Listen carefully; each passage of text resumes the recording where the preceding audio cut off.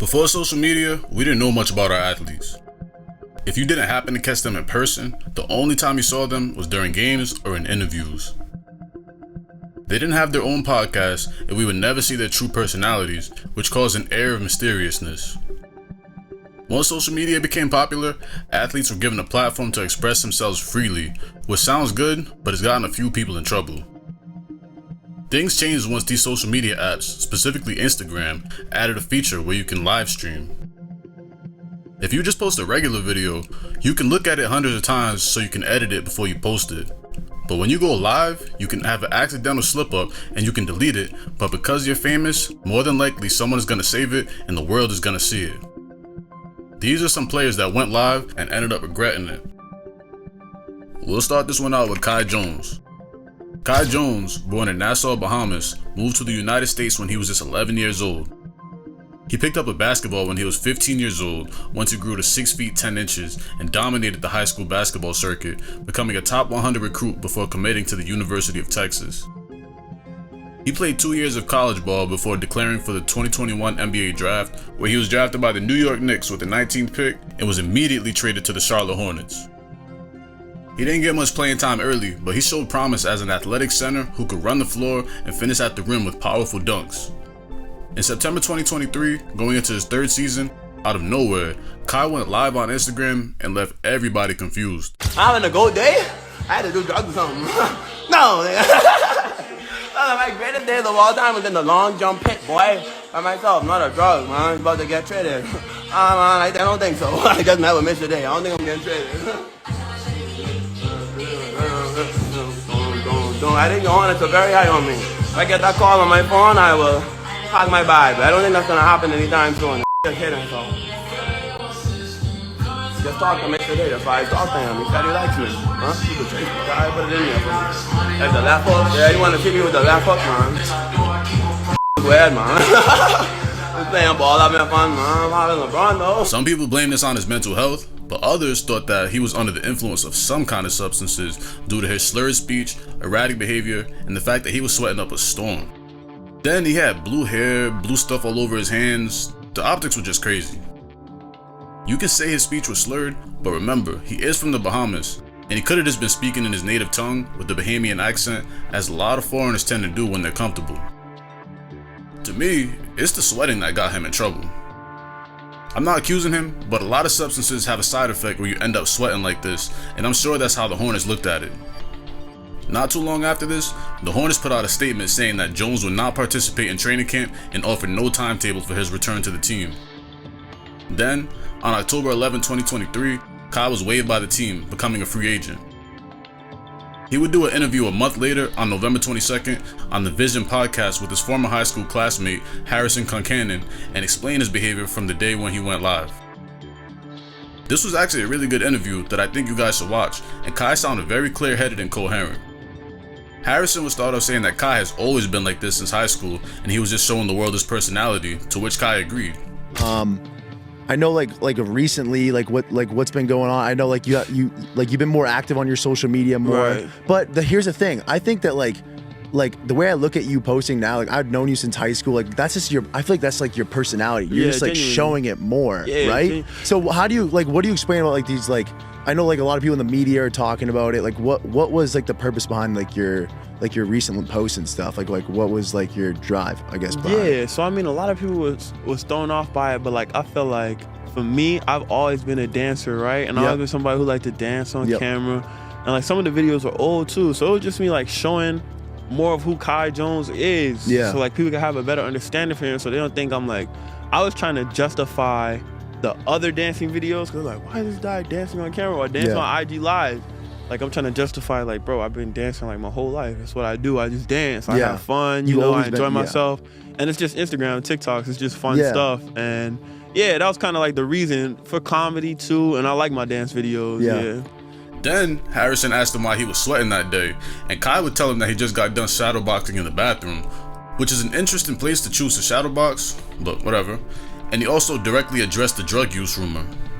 And you were like sweating on a live or something? Yeah, what was bro. that? So like, listen, from the beginning of the live started in my bathroom. I'm just talking to the people, right?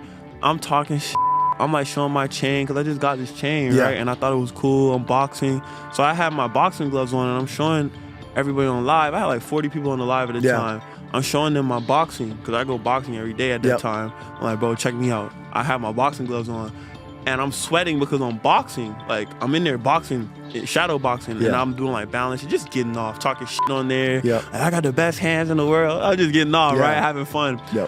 So yeah, I'm punching the air, and that's what made me sweat because I was working out in my bathroom and doing push-ups and shit. I wasn't off a perk, on God. Like people were like saying, I know. I do perk and coke. Yeah, people were suspecting you're on some sort of drugs or anything. No, what do you have to say about that? I wasn't on any drugs that night. That's why I posted that. I didn't do any drugs that night, on God. Like, I was just in my house, like chilling, like really on live. And then, I was drinking some coconut water, just having fun, bro. I was boiling a sweet potato and shit.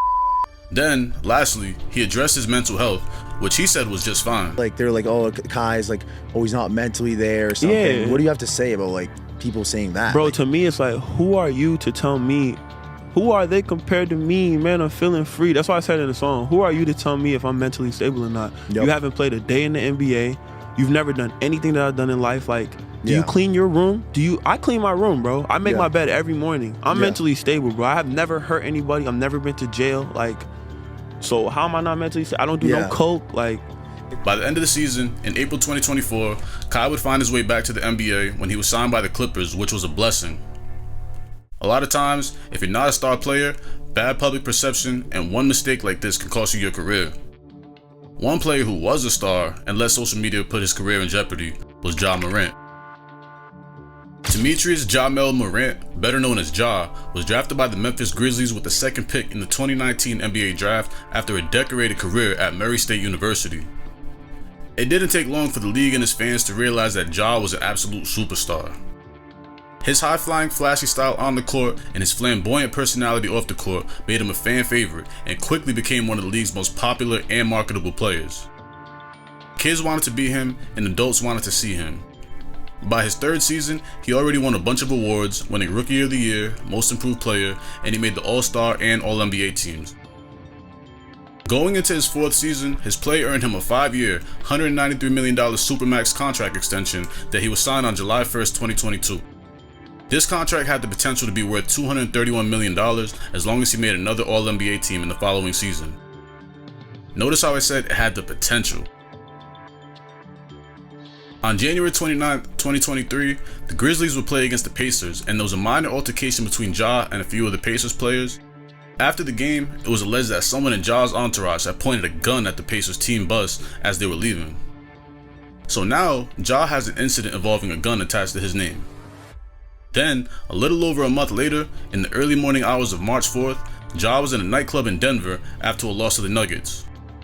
While in the club, he would end up going live and record himself having fun when suddenly he would hold a gun up to the camera. He didn't even have it on camera for 1 full second, but the damage was already done. Funnily enough, the name of the club was actually called Shotgun Willie's.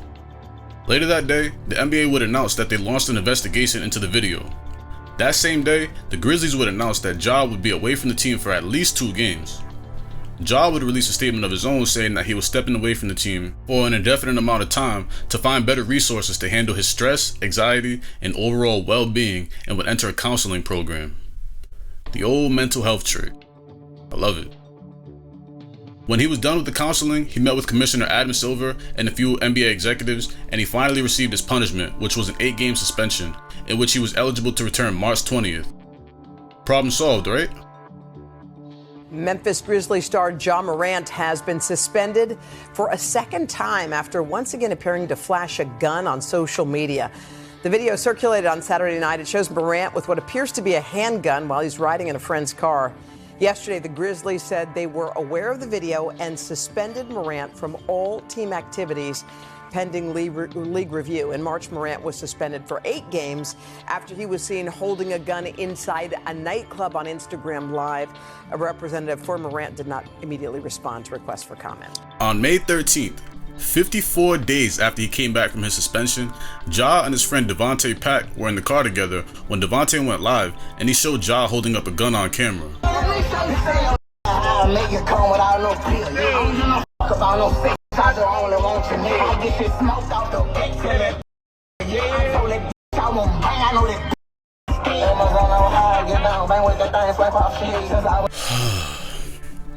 If anyone else is wondering why he would do this again, especially so soon, you're not alone. Commissioner Adam Silver came out and said that he was shocked by this new video. Whether you think it's a big deal or not, or if you feel like he should be able to do whatever he wants on his free time, and you want to argue Second Amendment rights, cool. I'm not going to disagree with you. But mind you, I'm going to say it again, this was 54 days after he came back from being suspended for flashing a gun on camera. So clearly the league doesn't approve of it, and he already knew that. After this, Ja would claim that it was a toy gun that everyone saw on camera. He even went as far as filming himself trying to prove that it was a toy.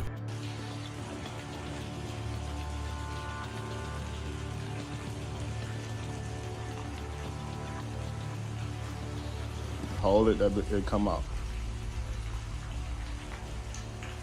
Adam Silver didn't seem to care whether the gun was fake or not, saying that it doesn't matter. I'm aware, of course, of these reports on social media about, whether the gun was in fact a gun, and so we haven't completely wrapped it up. Does that matter, Commissioner, if that's a toy gun? It's interesting. It's the very issue is for Ja, certainly in the first incident, was treating a gun as a toy.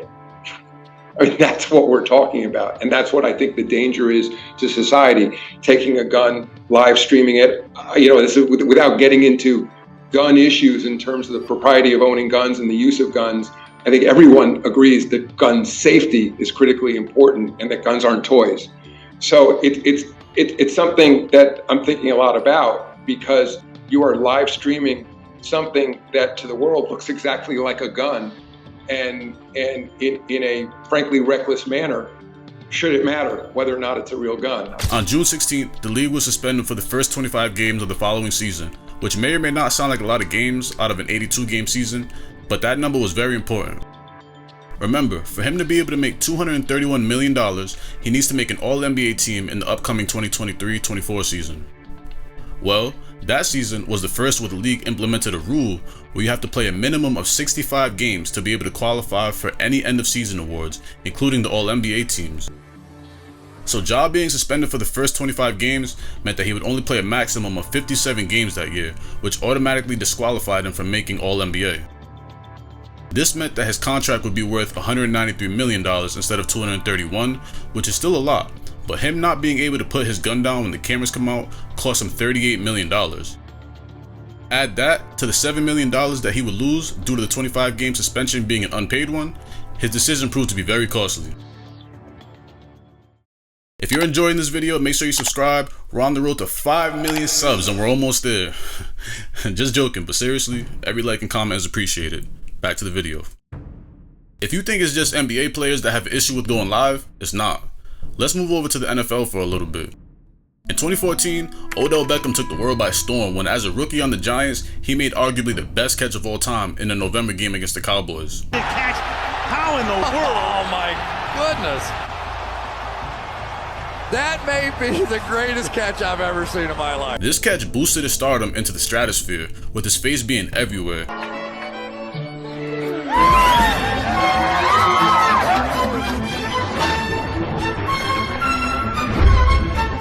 She Odell'd it. She Odell'd it. Totally Odell'd it. She was out of bounds. Including on the cover of Madden the following year, making him the youngest player to ever grace the cover. Some critics like to say that he was a one-catch wonder and his whole career was only one catch, but that's not true at all. In each of his first 3 seasons, he went over 1,300 yards receiving and 10 touchdowns. In his 4th season in 2017, he missed most of the year because of a fractured ankle, and going into the offseason, he was negotiating a contract extension with the Giants. In March 2018, during the middle of the contract negotiations, a video was released by an unidentified woman, and it would show Beckham holding what is believed to be a blunt in his hand, but we still don't know, while having a conversation with the woman over a box of pizza. Trying to get you to sleep with. If you look, the woman is sitting in front of a white substance, which is clearly just some salt, while holding a credit card. Yeah, she was just separating the salt with a credit card so she could put it on the pizza. Nothing crazy going on here. But of course, the Giants had to conduct their own investigation. This video is different than the others because Odell isn't the one that went live. He looked like he didn't even know he was being recorded. To be honest, this looked more like an extortion attempt, especially seeing how it came out during contract time. Luckily for him, the Giants' investigation didn't find anything too damaging, and on August 27, 2018, Beckham signed a 5-year, $95 million contract extension with the Giants, with $41 million fully guaranteed. It looked like the Giants forgave that situation, but they didn't forget, because at the end of the season, they traded Beckham to the Cleveland Browns. He still got his contract, and the situation could have ended much worse, which we've seen in other cases. Before Odell Beckham, there was Aldon Smith. Aldon Smith played for the 49ers in the early 2010s after they drafted him with the 7th overall pick in the 2011 draft. When people think about those early 2010s 49ers teams, they think defense, and specifically Patrick Willis, but Aldon Smith was a very important part of that team. In just his second season in 2012, he was already one of the league's best pass rushers, finishing the year with 19.5 sacks, which was second in the league, only behind J.J. Watt. His dominant performance on the edge helped the 49ers have the #1 defense in the NFL that year, and he would help lead them to the Super Bowl, where they would barely lose to the Ravens 34-31. Going into the next season in 2013, when the NFL put out their yearly top 100 players ranking, Aldon was ranked number 7, which was the second highest debut ever by any player. He was going into his 3rd year, and his career was on the rise.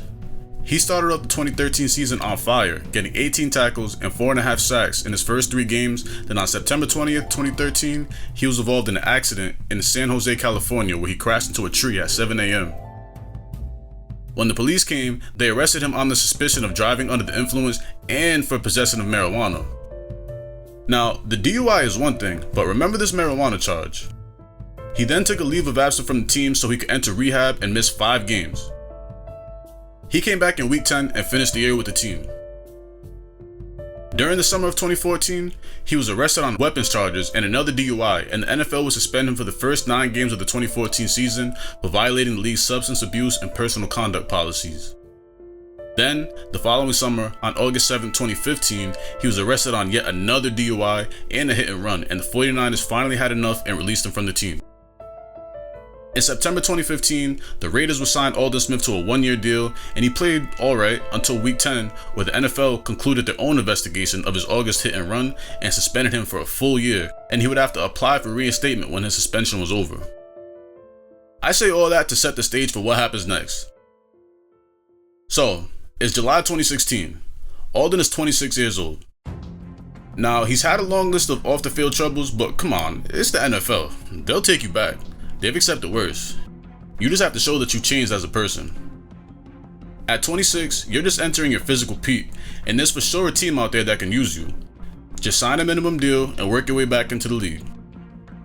Well, near the end of July, someone would live stream on Periscope where no faces would be shown, but you do see a guy and a girl smoking marijuana in the video in what the guy called a fire-up session, and the girl was saying that he shouldn't even be recording.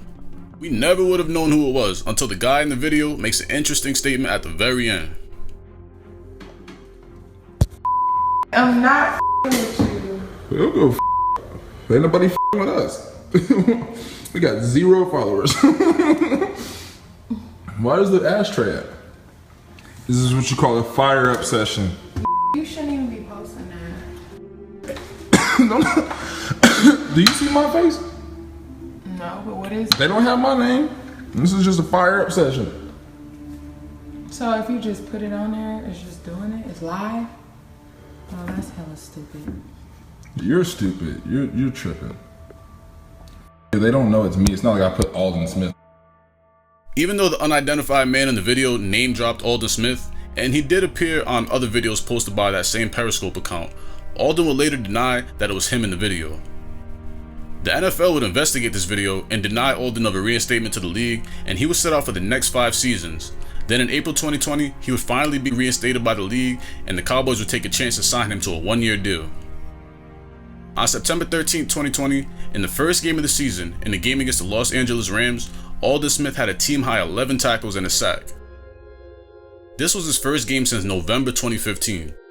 This shows the natural talent that he had, yet because of him going live, he missed out on 5 years of the prime of his career. The moral of the story here is, don't go live. But if you have to, if you really have to, just don't do anything where you're gonna incriminate yourself. Simple. Thanks for watching. This is Sports for Days. Make sure you subscribe so you can catch the next video.